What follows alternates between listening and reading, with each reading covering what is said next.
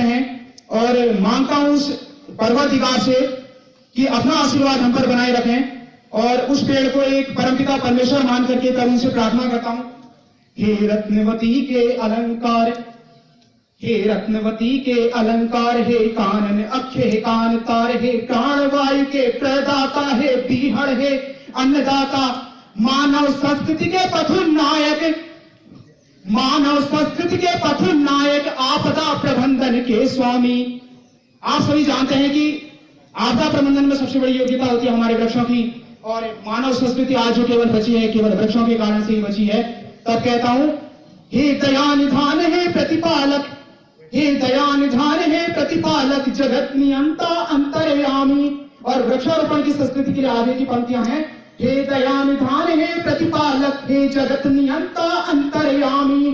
सभ्यता यशस्वी हो जाए, इस क्रांति का फैले प्रकाश, हर व्यक्ति वृक्षारोपण करे और वो प्रदूषण का सर्वनाश। अरे हर सिद्ध चाहे धरती पर, अपने आप को कविता से जोड़ता हूं और आप सभी के मनोभावों को कविता के माध्यम से आप सभी के सामने प्रस्तुत करना चाहता हूं।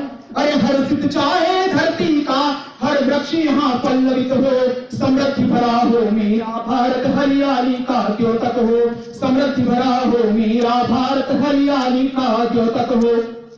ये बात तो आ गई हमारे पेड़ों की। आगे बात करते हैं, जो जल है, निर्मल जल है, आज उसकी क्या हालात है। तब कविता पाठ करता हूं। हे अविरल, हे निर्मल जल, हे अविरल, हे निर्मल जल, हे नीर क्षीर, हे पेय तरल, हे घन रस, हे संबर देव, हे उदक अम्ब, हे प्राण देव, निर्जल कंठ के तृप्ति प्रदायक, कुएं जल से भरे रहे, बनकर बरसो तुम मेघ पुष्प, हम हरियाली से तृप्त रहे।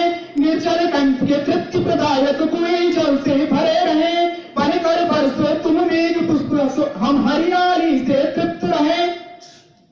ये मेरी उस जल से कामना थी। जो भूमि है हमारी मां के समान, हम इसको पूजा करते हैं और इस भारतीय संस्कृति को मैं सलाम करना चाहता हूं, ऐसी भारतीय संस्कृति को जिसने भूमि के लिए हमेशा हमारी संस्कृति को बनाए रखा है। और आगे अपनी कविता के माध्यम से आशा करता हूं कि यह संस्कृति और आने वाले कई वर्षों तक याद करी जाएगी। हे वसुधा मेदिनी अदिति इला, हे वसुधा मेदिनी अदिति इला, हे धरणी धरत्री वसुंधरा, ऐसी उर्वर शक्ति दो भारत कृषि संपन्न बने। आपसे मेरी कामना है कि हे धरती मां, भारत को फिर से एक बार कृषि प्रधान देश बना दो, क्योंकि आज भारत की स्थिति जो पहुंच चुकी है वो शायद हमें अपना पूर्व स्थान कभी प्राप्त न कर सके। तब कविता पाठ करता हूं। हे वसुधा मेदिनी अदिति इला, हे धरणी धरत्री वसुंधरा, ऐसी उर्वर शक्ति दो भारत कृषि संपन्न बने। विश्व पटल पर गूंजे भारत, हर हिंदुस्तानी प्रसन्न रहे, हो वृक्षों का तेरा आंचल हरियाली से भरा रहे, ऐसी उर्वर शक्ति दो भारत कृषि संपन्न बने। हे वसुधा मेदिनी अदिति इला, हे धरणी धरत्री वसुंधरा, हे धरणी धरत्री वसुंधरा। प्रकृति हमारी मां है। तब उस मां से कहता हूं कि हे मां, तूने हमें क्या नहीं दिया, ऐसी कौन सी चीज है तूने हमें नहीं दी। तूने एक मां की तरह हमारी कद्र की, परंतु हमने तेरी कोई कद्र नहीं की। तब आने वाली पंक्तियों में मैं कविता पाठ करता हूं। हे मां, तूने क्या नहीं दिया हमको, हे मां, तूने क्या नहीं दिया हमको। नीर दिया, शरीर दिया, निर्मल जल और शारीरिक बल दिया। तूने अपनी ममता दी, जीवन जीने की क्षमता दी, परमा हमने उसकी कोई कद्र न की।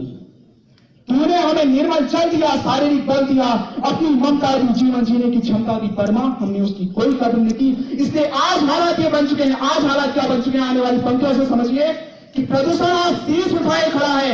मानव सभ्यता के लिए ये प्रश्न बड़ा है, निर्मल जल अशुद्ध हो रहा है और राष्ट्रीय पशु लुप्त हो रहा है। आप में से आज कितने लोगों ने हमारे राष्ट्रीय पशु को देखा है, और आशा करता हूं कि किसी ने नहीं देखा होगा, बल्कि आशा नहीं बल्कि पूर्ण विश्वास है शायद कई वन्य अभ्यारण्यों में देख लिया हो, परंतु आज कभी नहीं देखते हैं। वन एवं वन्य जीवों के संरक्षण के लिए कहता हूं कि प्रदूषण आज शीश उठाए खड़ा है।